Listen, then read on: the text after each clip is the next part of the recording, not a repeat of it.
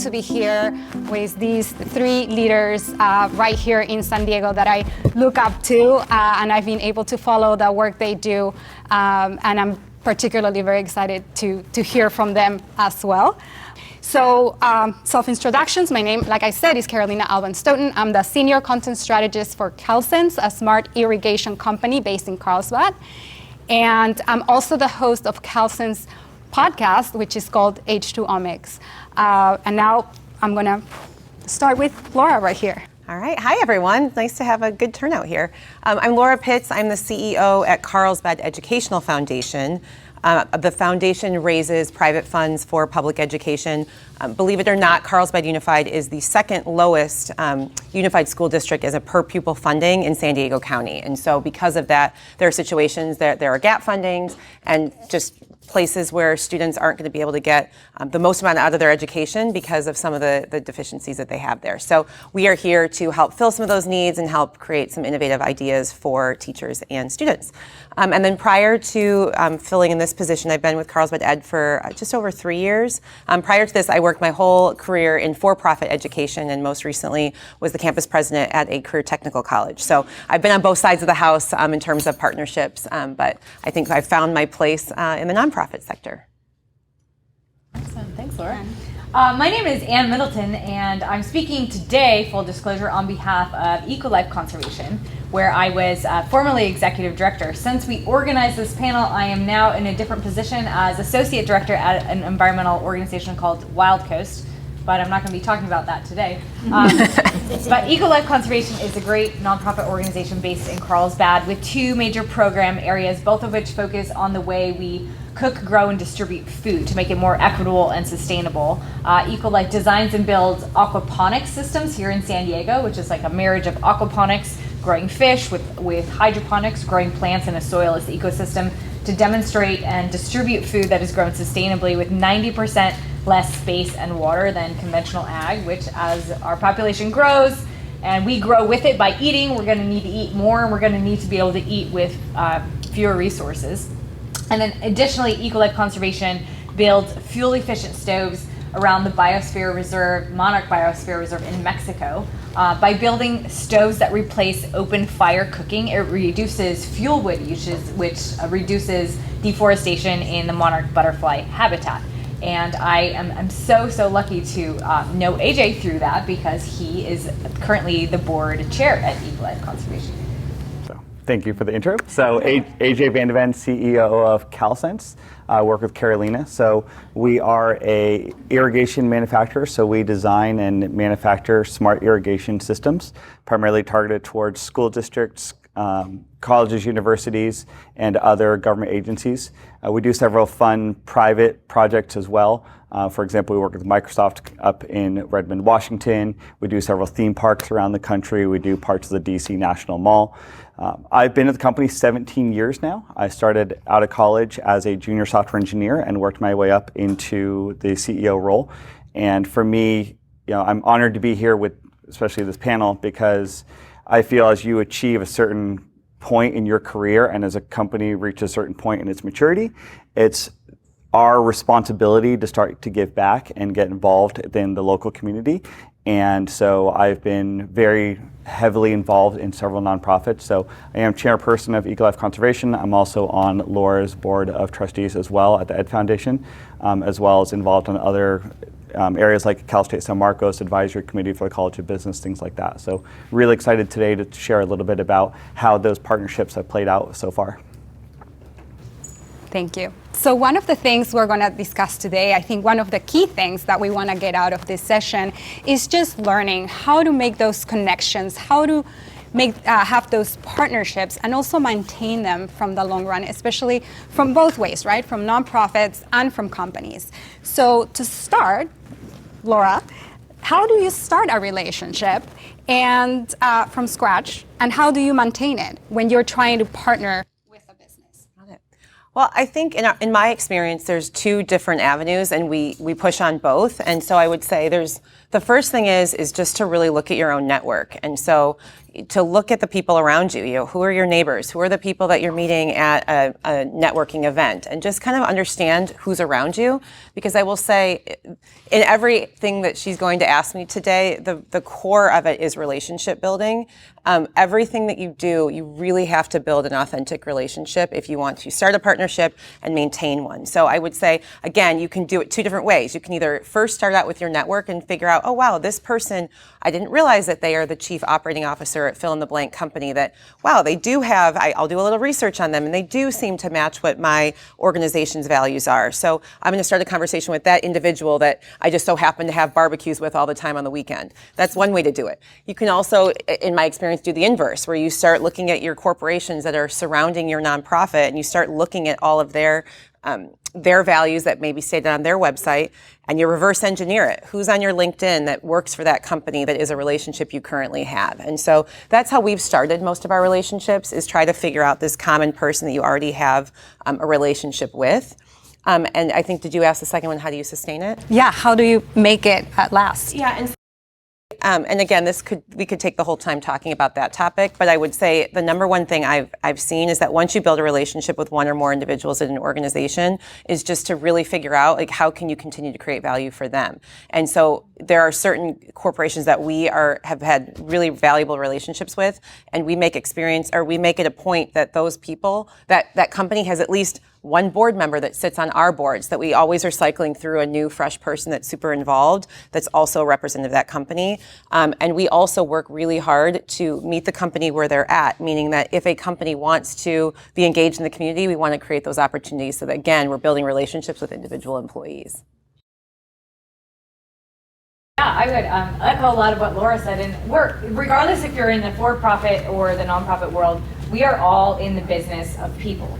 And networking events like these and building relationships, authentic relationships with people like people here, is what propels our personal careers and the future of our organizations. And I think that for me personally too, I think when you meet someone and you build a relationship, whether it's personal or professional, keeping those things warm and relevant is important, and not just reaching out to companies when you need money, for example, as a nonprofit organization. There are lots of amazing win-win strategies for the for-profit sector, whether it's marketing, whether it's tax write-offs, whether it's volunteer days, whether it's volunteer engagement, which you've probably heard some of that today.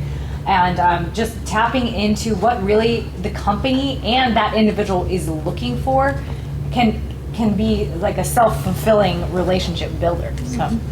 So AJ, you are on the opposite side. You are the business that is looking to partner with nonprofits, right? So what is it that you're looking in that nonprofit? Is it time? Do you want to give time? Do you want to give money? Do you want to become a long-term partner? What is it like? So for us, and for me personally, it's a lot about, to your point, the relationships are a big part of it.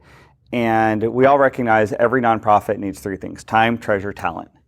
And based on our experience, how we get involved is all based on how well the organization that we're talking to aligns with who we are. So our vision for the organization is to create a more sustainable future by saving the world's most precious resource, water. It's the one thing on the planet we can't make more of. But we do that through various different ways. And part of our mission statement talks about the importance of education and partnerships. And so when we start to go out in the outside world and start to look for organizations that we feel align with us, those are two of those core things we're looking for. We want to establish partnerships with these organizations, to both their points, where we can add value to them, where we also can see that there's something in it for us. So for example, with Carlsbad Ed Foundation, pre-COVID, we were heavily involved in two of their fundraisers where we could bring employees to basically spin on a spin bike called Pedal for a Purpose, which was a way to raise money for the Ed Foundation.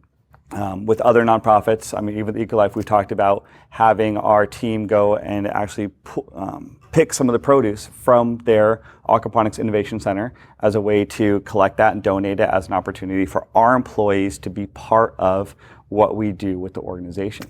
But that's really just kind of the beginning of it. As you start to then tap into those long-term relationships. So, board service. So being able to sit down with the leadership of those organizations and be able to give back and mentor and develop those organizations to run more like a business and to really start to look at things from a different perspective, because especially many people that are in nonprofits start out in nonprofits. I mean, I've heard several people today, incredibly inspiring, but they like, oh, I started this nonprofit.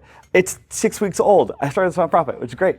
But without having that business experience, it takes a long time to get it if you're just starting something from scratch. And so that's something, for example, with Anne, when she was at ECOLIFE, I really enjoyed just the one-on-one mentorship opportunities. Given my, I kind of 3 years ahead of where she was, I took over as president and CEO, and 3 years later, she took over as executive director of ECOLIFE. Like, all right, well, I've got 3 years of experience on you. Let me share some of those experiences. And so those were some of the ways that we've really tried to leverage both short-term and long-term. At the same time, we talked about treasure. Everybody's looking for money. And so just finding companies and organizations that really do align with those values. For us also, core values are a big part of our organization. One of our core values is empowering positive change. And so we constantly encourage our employees, find opportunities for us to get involved. We're a nationwide organization. We do a lot here in San Diego. We want to do more elsewhere, right? Let's get involved in organizations in Texas and Florida and Georgia and Washington, wherever we have people, because there's nonprofits everywhere that need the same support that we're able to provide here locally in San Diego. And it's been really exciting to see some of those things. We have a lot of people that are going to be part of the I Love a Clean San Diego coastal cleanup project that's coming up in a few weeks. And so that's been a really great opportunity, and we're trying to inspire people like, hey, even if you don't live here in San Diego County, you can still do a cleanup where you live, right? It doesn't have to be a San Diego coastal cleanup. You can use this as an excuse to get involved, but just go get involved in your local communities. So in your case, has it been more, do you feel it's been more that you've been reaching out to nonprofits, or have nonprofits come to you? Tell me a little bit about how that dynamic. It's certainly been a mix. ECOLIFE was a great example where I accidentally happened upon them. We were at a internship fair at Cal State San Marcos, and there were about 40 or 50 tables there. We were the only for-profit business, which is great because we were paying interns. Nobody else was. But towards the end of the day, I started walking around and I saw this thing related to water. And like, oh, this is kind of cool, and got to know some people, and I just fell in love with the aquaponics side of their mission, right? The sustainable agriculture. Like, hey, we save water, you save water, I see an opportunity to partner. And so that was an opportunity where I kind of drove that relationship. Carlsbad Ed Foundation is a little different. Their director of philanthropy literally cold called our business and walked in the door and started talking about Lego robotics. And for those of you in here who do know me, I am a huge Lego nut. I've actually got Lego socks on right now, just to make it clear. But I was like, wow, that really aligns with me personally. And as we started to learn more about the Educational Foundation and all the opportunities that they help support STEAM activities, things like that within Carlsbad, I saw that as a great opportunity for us as an organization to really hone in on that mission of education and inspiring that next generation of leaders who are coming up, who are going to make a difference for this world. If we can get to them early, we can make a bigger impact. So it was really a way to amplify what the organization did by working with the Ed Foundation. Mm-hmm. And you never know as a nonprofit when you're going to have a connection with a leader of a company that's personal, like the Lego connection. And so what do you take into consideration when you look into a company that you want to partner with? Like, how do you prepare your pitch? Oh, good question. Yeah, and well, first of all, I encourage all nonprofit. How many people are here from nonprofit organizations? Okay, so okay. I don't know if you feel this way, but we have there's this kind of mentality of we're different, we're not as smart, or we're not as financially savvy, or we're not as powerful as the for-profit sector.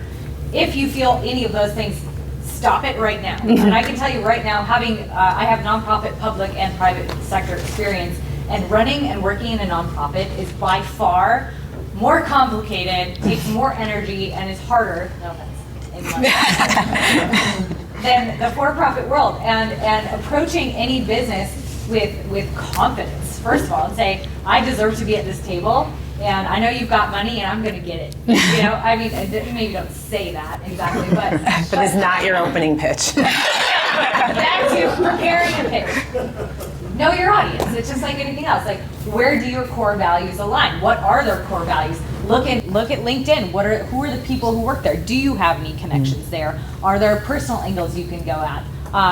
And cold calling can work, as proven by AJ's example here. But I think it's just more about knowing also, is there money available, or is there talent available? Is there time available? What are you asking for?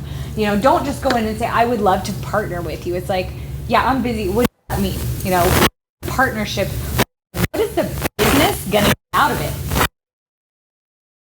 it? Employee engagement.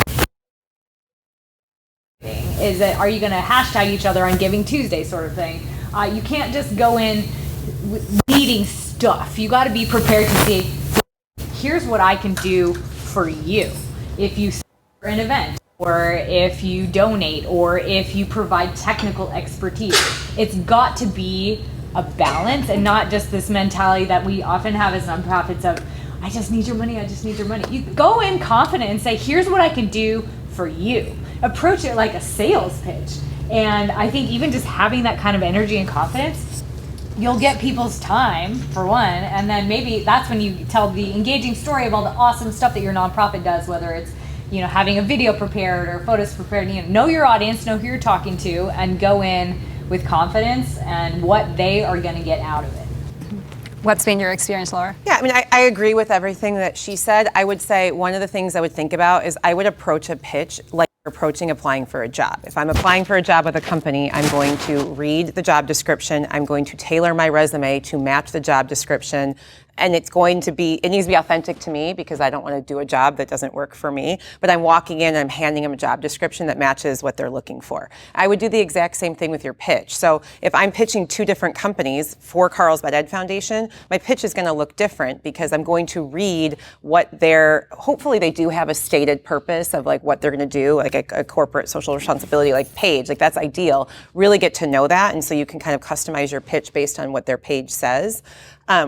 The other thing I was going to say is, when you're in an initial meeting, they should be just like a sales pitch. Like, they should be doing 90% of the talking. You should be asking a couple of questions, get them to do all the talking. And at the end, you know, you can figure out what they're really looking for and have many different options in your toolkit to share. So if I'm going to go into a pitch with somebody brand new I don't really know, I'm going to come with a zillion statistics I can share with them, as well as some soft, like fluffy stories. I may have some pictures, and that way you can read the room, because some people, they aren't going to want the stories. They might just want the statistics. They might be a numbers person. Other people, if you just give them a bunch of numbers, you're going to completely lose them. So I really do think you want to have all those things, and then don't show them everything. Yeah. Just pick out the two things that are interesting to them and leave the rest behind.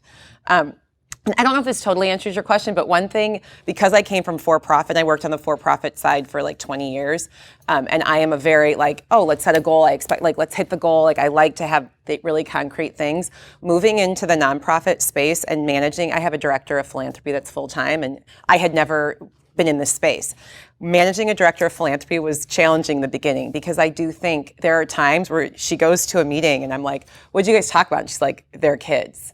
I'm like, about foundation. She's like, no, like their family. And just like 90% of the meeting is about her getting to know them and just building a relationship. And there was no outcome. And then 9 months later, all of a sudden, she's invited to ask for a grant because now this woman knows her. So I do think like leaving space for just expectations to happen slowly and authentically was a big shift for me, going from the for-profit to the nonprofit space. So what role does company culture play, in your case, AJ, when it comes to realizing the importance of partnerships with nonprofits for a company? It's so important, especially, I was in a panel earlier this morning about, kind of that generational leadership, and hearing from Generation Z and millennials about, giving back and being part of that. I feel like I'm lucky. I'm 42 years old, so I like to consider myself on the cusp of being a millennial. So I have the work ethic Gen X, the eco awareness of the millennial generation. None of the negatives, all those other stereotypes don't exist.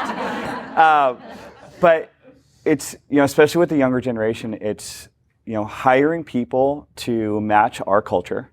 And a big part of that culture is really giving back. And it's looking, having them come to us with ideas. We've done things, one of our production employees several years ago came to us and said, hey, I really want to give back to, Rady's Children's Hospital. There's this thing, AJ's Kids Crane, and we want to collect toys. I'm like, hey, my name's AJ. I used to listen to that guy on the radio. That's kind of cool. Let's try it. And we did that for years. And it was phenomenal. So much even when I was at Comic-Con with my daughter many years ago. I had her on my shoulders, and he walked up, and he's like, hey, can I take a picture? He's like, you look familiar. I'm like, you're AJ. He's like, you're AJ. You're from Calsense. And just that little connection was just so phenomenal. But kind of back to your question, the culture piece, we really hire to culture. We figure we can teach any skill set. We can't teach you to have a passion about making a difference. And so we hire people who are passionate about water conservation, sustainability. And so that ties in extremely well when we start to talk about getting involved with local organizations, nonprofits. I mean, even another local organization, Agua Hedionda Lagoon Foundation, they do a lagoon cleanup every year. And so companies can sponsor the event. You bring a team, you pick up trash, you pull weeds, and they have a couple games like blindfolded cornhole and other things. And each team collects points. And at the end of it, there's a team that gets the most points and they win.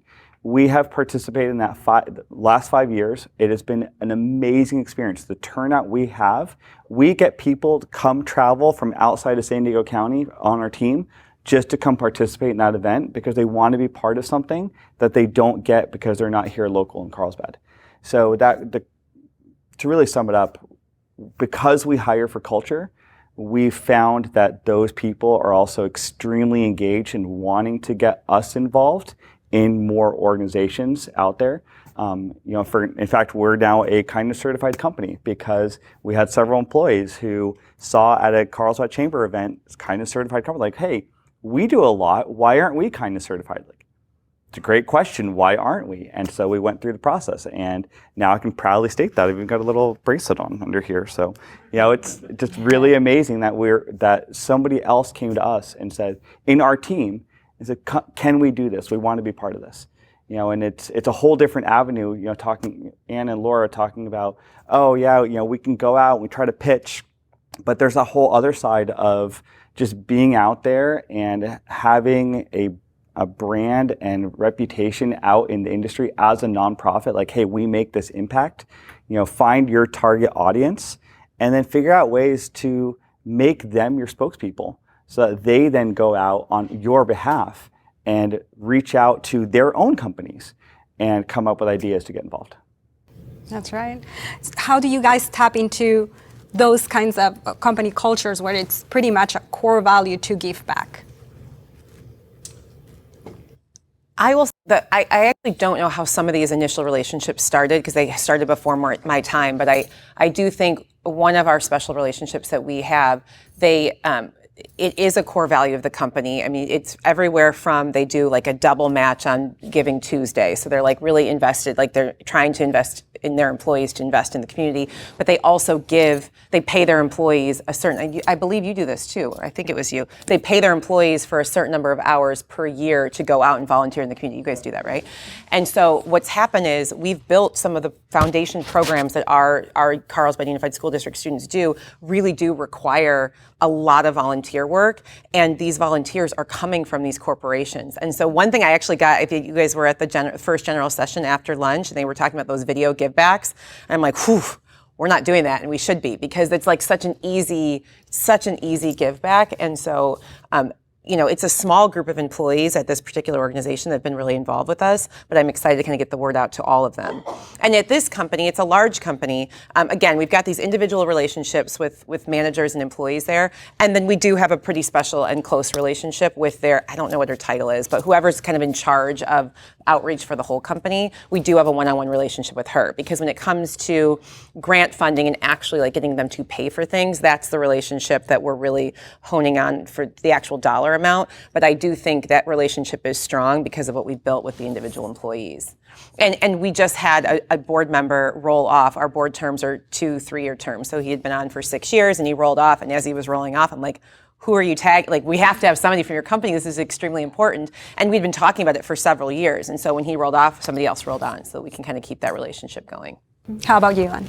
That's it. ECOLIFE, we specifically designed workshops and volunteer days to work with companies. For example, we got some funding from Cox a few years ago, and part of that deal was they sent their team out to help harvest at the farm for a day.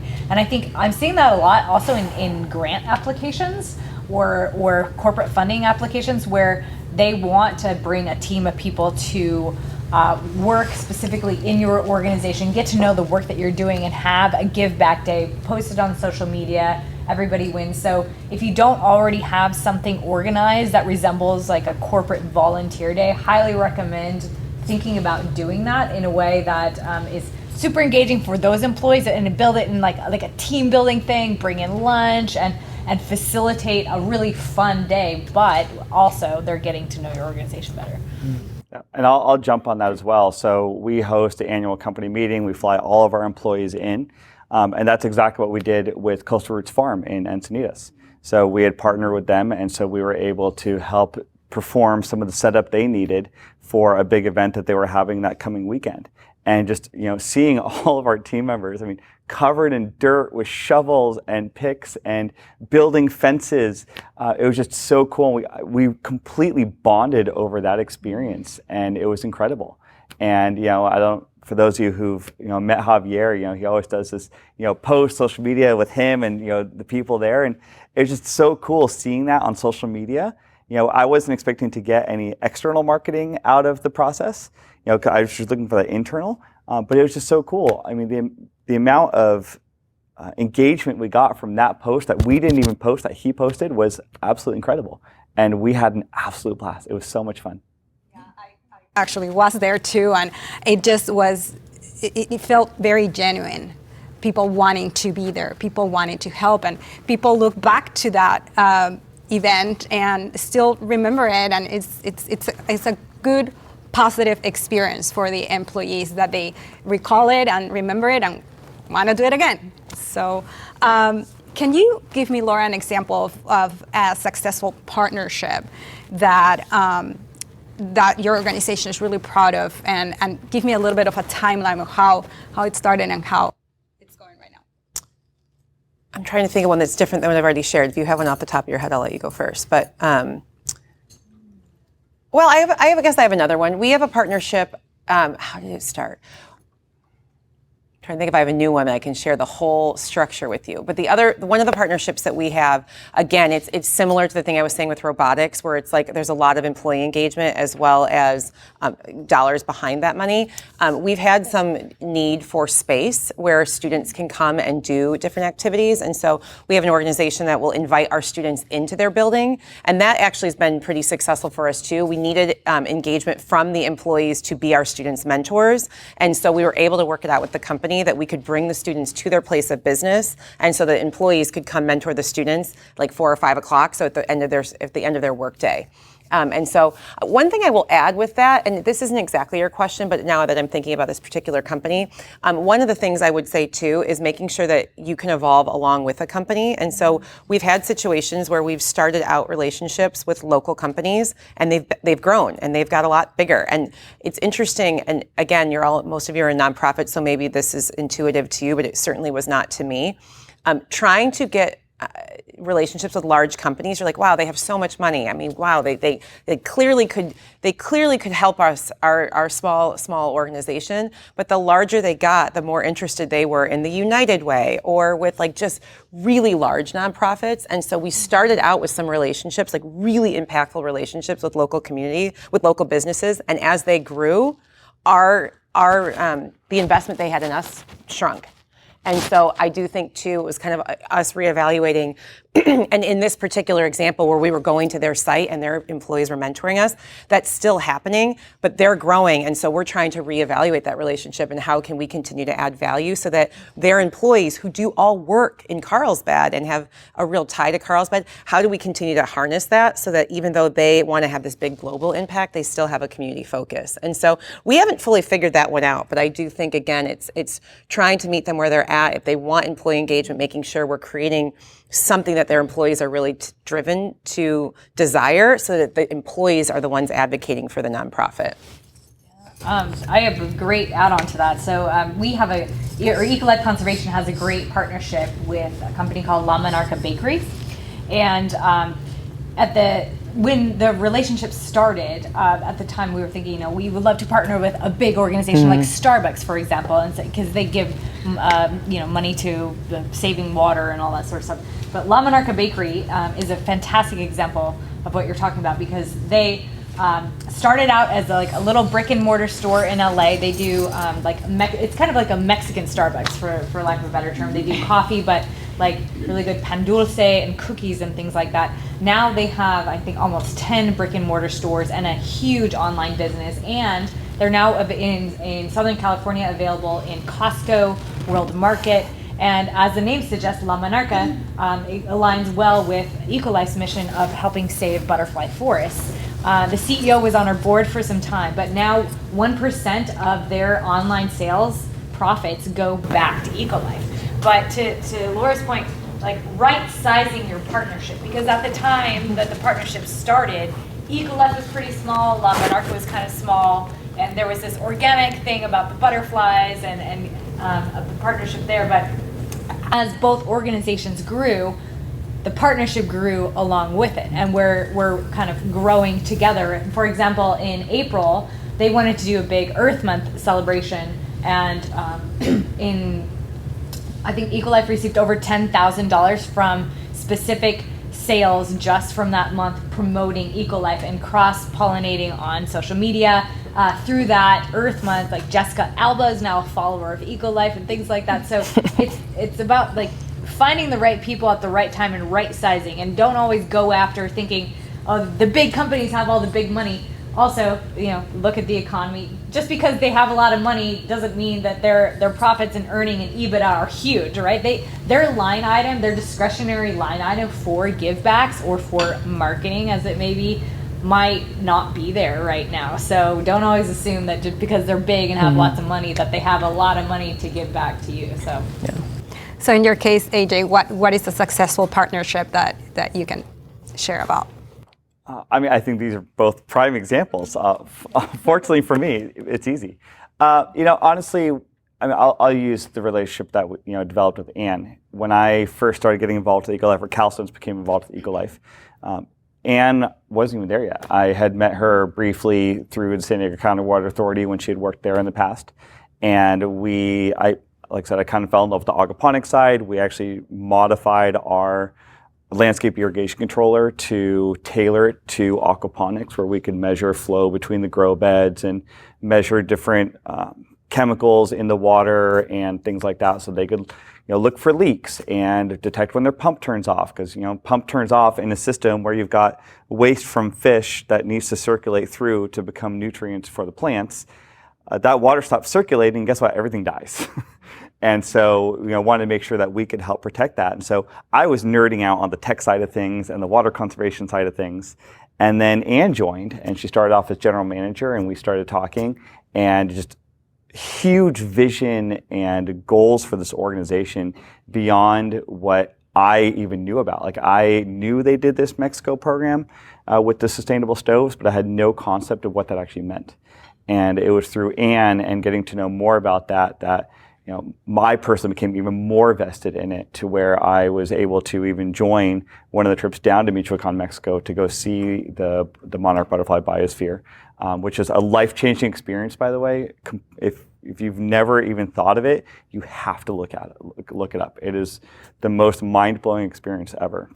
But that's that's when all of a sudden I realized, wow, there's so much more that we can do personally and as an organization to help support. And that's where I started to mentor Anne and work through some of the, hey, I wanted to be a sounding board for her. And then all of a sudden I got invited to join the board. And then I got, my internet cut out during COVID and I come back online and all of a sudden I was voted in as chairperson. It's like, wow, I'm not sure how that played out, but it worked out well for them, I guess. But even now that Anne has left, sitting down, working with their new director of business development and talking to other team members, being there to support them in the ways that they need, because that organization especially, it's almost completely comprised of volunteers, and the paid employees are almost exclusively millennials or Gen Z. All right, so not a lot of business experience, yet expected to run this organization at an extremely high efficiency level, because you don't have the kind of money. If a for-profit business needs money, we just go sell more, right? Like I can throw another salesperson at it, problem solved, right? But on a nonprofit side, you can't just go and find more donations. You can do a new marketing campaign. You can try to instill more, inspire more people. But it's a very different challenge. So being there as again a sounding board support, it's fun for me personally. It gives me an opportunity to feel good about giving back. And similar to the education side of things, I'm now able to amplify my personal impact, our organizational impact, in amplifying their impact. I will add one other thing. So I think there's also this difference between these like contractual, we're going to run an event, we really just need a sponsor for this, or we really need a donation for this. And those are fine, but I would say I would look at those relationships that you might have and where can you build on them? Because I wasn't part of the organization when we did the spin for schools or the pedal per purpose that they were a part of. I wasn't even here. But what happened was COVID happened. We canceled all of our events. We've now moved. We don't even do that event anymore. And so we had all these relationships with people who were supporting us in this like event space, but we didn't really have much of a relationship beyond that. And our director of philanthropy, I think, picked up the phone and called you out of the blue after a couple of years. And because she had a relationship with him and invited and just had a conversation about him joining our board. And so it's like we were able to pull this and had you not had a relationship with her previously, that would have been kind of a bizarre phone call. And so I think just keeping in your Rolodex, like who has touched your organization in some way. And just, again, I think it cannot be understated, like going out for coffee. We really try to do face-to-face meetings. I know that, again, I've said you kind of need to meet the organization where they're at. But if all they're at is Zoom, at some point, it would be really wonderful to meet them face-to-face and buy them a cup of coffee, because I do personally get a lot further in an in-person conversation versus a Zoom conversation as well. And I remember, and in a previous conversation, you had mentioned that there's multiple things that you can look in an organization that you're trying to partner with. Yes, there's that money for the event. There's the swag donation, but you were talking about mentorship. If you can talk a little bit about that. Yeah, sure. I think in the nonprofit world, we are surrounded by subject matter experts, right? Who are super passionate about this thing that we're doing to make the world a better place. What is often lacking in my experience in the nonprofit world is that business acumen, right? Like, do you know how to read financial reports? Do you know how to run a board? Do you know how to do biz dev and sales and marketing? And all of these things are critical to building and maintaining the infrastructure required to run a business, whether it's for-profit or nonprofit. And I think in terms of the time, treasure, and talent, seeking that talent, that business acumen, that expertise from your network is incredibly valuable. And it often turns into money, right? Whether it's sponsorships or donations or bringing people to events. But my background's in biology and environmental policy. I didn't know how to run a business when I got into this executive director role, and thanks to many conversations with AJ, some of which were they were fun. We would go to Legoland and go out for dinner, but sometimes we would sit down with a balance sheet and he'd be like, "What do you see here? What does that mean? Where are you going to put that?" And it's just like, okay, these are things I need to know. And now that I know them and understand them and have someone I can ask questions to, it has done so much for the organization without him having to spend any money, save for maybe like a glass of wine here and there. So how can nonprofits, get companies excited about seeking you out for a partnership?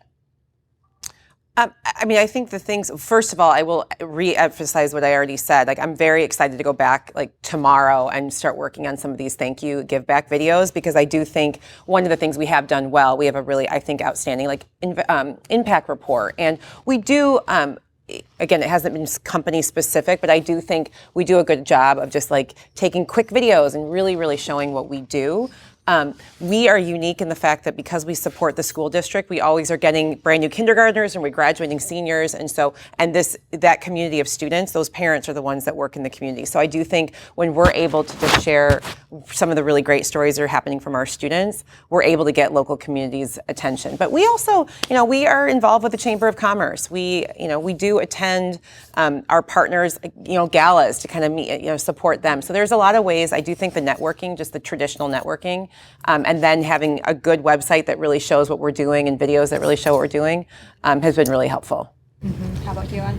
Yeah, I'd say echo something you said earlier, Laura, that knowing your audience and being able to tailor your message to your audience. So for example, ECOLIFE Conservation, we're an environmental organization that does conservation work.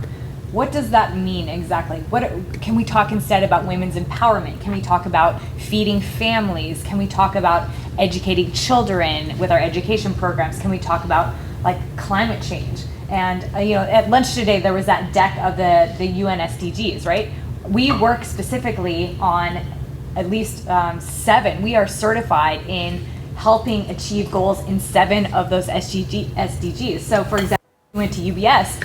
We could look and say, okay, what are they doing with the UN SDGs? Oh, cool, here's what we're already doing.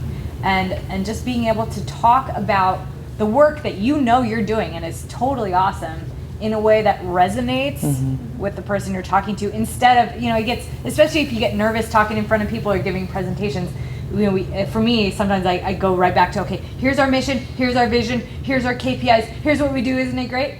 But instead, say, well, what are you interested in? Or I see that you've participated in these things, or I see on your website that you're committed to reducing greenhouse gases by a certain date. Let me tell you more about the work that we're doing that does exactly that. And so I think, just being a little more, reading the room and listening. Well, I was going to say, I'll kind of build upon that. So it's so important to know who you're going to be talking to. If you don't have an existing relationship with that person, right, which to Laura's point, if you can build those relationships in advance, great, but sometimes you can't. And it's so important to understand, do your research, look on social media, go on LinkedIn, if the person, the CEO or the director of community engagement, if they've done any sort of speaking engagements, you can learn a lot about a person. And even just trying to identify, for example, DISC, for example, is a very common architecture you can use to understand how people communicate. And being able to kind of peg somebody, if they're dominant or influential or steady or compliant, right, you can then tailor that message very specifically. So I'm a great example. I am unfortunately off the charts dominant, and right below that I'm influencing. But when it comes to, when you kind of read how the science behind it works, is for me, it's best to give me short, sweet, to the point. And if I want to engage and ask questions and have fun conversations, go to Legoland, right, that's my choice, right? But I'm busy. I don't have time to sit and listen to a 20 or 30 minute pitch on how you're going to impact my organization, right? I'm one of those people, I want the quick KPIs, but I only need the top 2 or 3. And, hey, when we've worked with a similar sized business, we accomplished this, this, and this. And she's already done the research to know those are things that are going to resonate either with me personally or with Calsense, to the point where within that 3 or 5 minutes, I've already made a decision, I want to be involved. Or I think that this is a perfect fit for Calsense as a whole, for our team members to get involved. And so that's really, really important to just do that external research beforehand, like Laura said, just like preparing for a job interview, right? You're going to figure out who you're interviewing with and do everything you can to make sure that you sell yourself to that person, not go in blindly. Especially nowadays with LinkedIn, things like that. I guarantee in this room, we could probably find that all of us have a second or third connection with everybody else in this room right now. Use that and leverage that person. Hey, I really want to get to know AJ at Calsense. I see that you're connected. How are you connected? What are some of his personal drivers?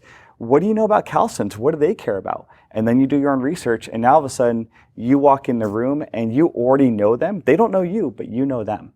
And that's going to immediately break down those barriers. Bless you. You end up being a little bit more vulnerable in that space because you have to be prepared to open up yourself because you've already figured out who they are. But that vulnerability very quickly builds trust.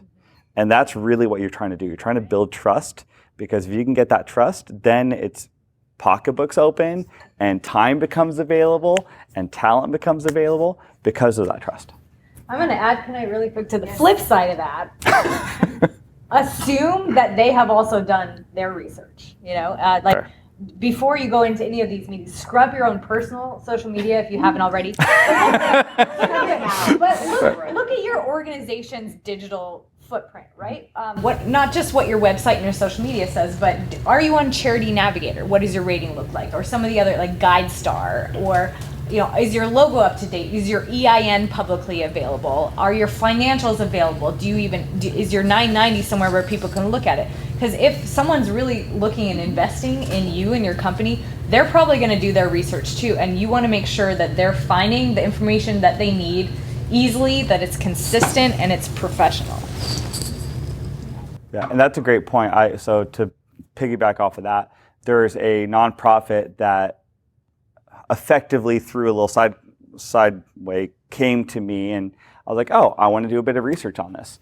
And so I looked them up online, weren't on Charity Navigator, couldn't find them in several other places, ended up downloading their 990 off of website and started to dig into the 990. I'm like, this doesn't look right. And it got to the point where I actually reached out to them, expressly concerned about the fact that it looked suspicious how they had categorized things on the 990. And it turned out that apparently the CPA was incompetent and had never done 990s for nonprofits before. So they had picked the wrong financial firm to help them prepare their tax paperwork, which is disappointing. But that was a case of, as a sophisticated donor, I did my research, and they had, I will never fund or support that nonprofit, even though they had an excuse for why it was the way that it was.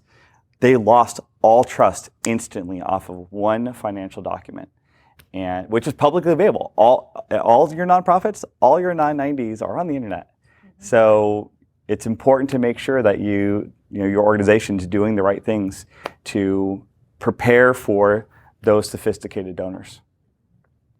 Awesome. All right, well, I'm going to open, we have 10 minutes left, so I'm going to open for some questions. Does anybody have any questions? We did have someone ask, what's your name? Addison. And who are you with? I'm with the San Diego Food System Alliance. Oh, perfect. Hello, thank you for the panel. Great hearing from you guys. I'm curious about your opinions, either individual organizations and then kind of industry-wide, what role that you think community-centric fundraising, trust-based philanthropy, and participatory grant-making could make in kind of shifting the sector to something more equitable? I'm going to defer that to you. No, that's an awesome question, Addison. I think, especially since COVID, there's been such a shift in the way that nonprofits receive support, right? And I think I'm hopeful that this is in conjunction with a cultural shift in the way that we all look at nonprofits, right? And obviously I'm very, very biased, but I'm hoping you all agree with me that the nonprofit sector plays such an important role in our collective well-being of society. Without nonprofits, where would we be with education, with arts, with the environment, with hospitals, zoos, things like that? And so to answer your question specifically, I think that the ways in which nonprofits receive funding is getting sophisticated and diverse. And the more that nonprofits understand about different things like donor advised funds or estate planning and giving, things like that, it's not so simple anymore as writing a check, you're getting money, and understanding the different search engines and platforms for receiving grants and knowing how to tailor grant applications specifically towards those things. So I probably didn't exactly answer your question, but I think that the more as nonprofits we understand the ways in which you can receive funding and how to position yourself to be available for that is critical to survival. I agree. I don't know if you have a better specific answer to that, but. Did that answer your question? Kind of? No. Can you re-ask your question? Not. I'll try to do it more succinctly as well. So my question is what role you see community-centric fundraising, trust-based philanthropy, and participatory grant making kind of in transforming the philanthropic sector, and also transformational relationships between nonprofits and corporations. I'm not totally sure I understand your question, but the way I would answer that, at least for us, is like I will say we exist in order to create, like in my little sphere, like we exist to create equity in our community across the district. And so I do think that is our message to funders that are interested in working with us. And I do think there's this interest with the people that we work with that, hey, we really want to raise up these underserved communities. Hey, we really want to make sure that every student gets a similar experience. And so that kind of spirit is what I'm seeing from our corporate partners and from our donor base, not just our corporate partners. And so I think as people are moving towards like a societal change where that's something that everybody's really talking about, particularly these underserved communities. That is something that in our organization, because again, I represent Carlsbad, and so Carlsbad as a general rule is a very affluent community, but within it there's these pockets of kids and families that are not affluent. And so that is something that, at least on our end, we're really trying to leverage and point out so that we can help create this like equity in our community. So I think, I don't know if that's what you're asking, but I do think that's been a big piece for us, is really demonstrating to local businesses that like, no, we really are here to create equity, and this is the reasons, these are the deficiencies that we're seeing that you can help fill. I want to add something, and this is absolutely not directly to your question in any form. Excellent. Yes, well. Is it on topic? It is. Well, it gets at, kind of this community-based funding and things like that. During one of those earlier panels, hearing that there are 12,000 nonprofits in San Diego County, and a majority of those are below $250,000 in their annual budget, which means you don't have staff members, right? You're running it. You've got some volunteers and things like that.